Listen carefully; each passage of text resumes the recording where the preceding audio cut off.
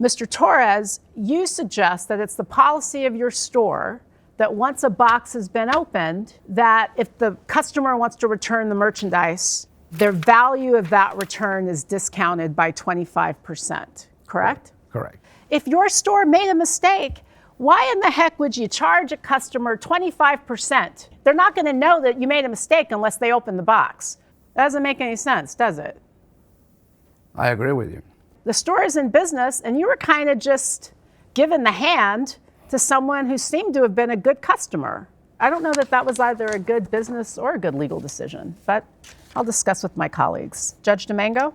So your position is, if you buy something here and you take it home, if you don't like it, we'll take it back, but we're going to charge you a 25% restocking fee. Yes. Personally, I went to a clothing store once in the Hamptons. She took money back to restock. I thought it was the worst thing in the world. I never go back there. You can't take something back and put it on a shelf. It's going to cost you 25%. In a situation like this, it's going to cost him $90. That's ridiculous. I don't know what it is you do. That's the first thing. You also, don't want to be scammed. But this is a gentleman who wants to match what he has at home. This is nowhere near the same chair. The mistake had to come from someone in your company.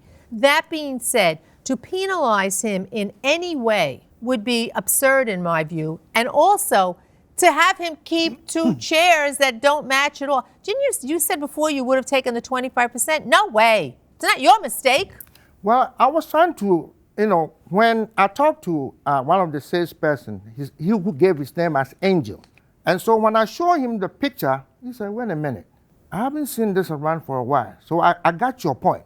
Because what I purchased was out of stock, he can get me another stools. I said, great, but that didn't happen. I think we got the picture here. Gentlemen, we're going to excuse you both while we deliberate in this matter. Thank you.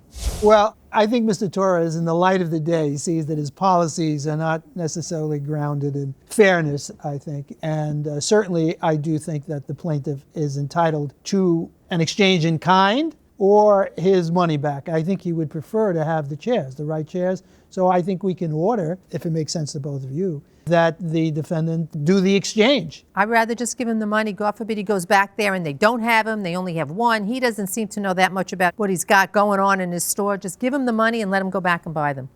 That's I agree. how I feel.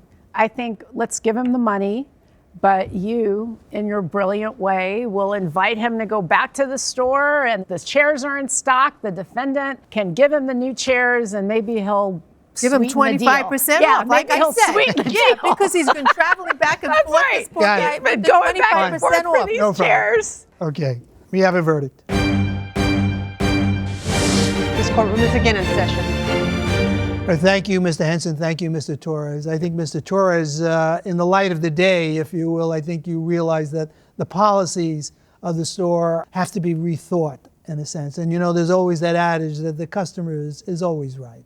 Yes. And under the circumstances, we thought it was more practical and probably less complicated that we return your money in full to you. And you've sued for $360, so we're going to return the money to you. Now, on the other hand, you want those chairs, don't you? Yes, sir. So when you leave here, set up an appointment with Mr. Torres. Mr. Torres, you make sure he gets the right chairs this time, all right? I'm not going to wait till he calls me. I'm going to call him. Okay. Verdict in favor of the plaintiff for $360.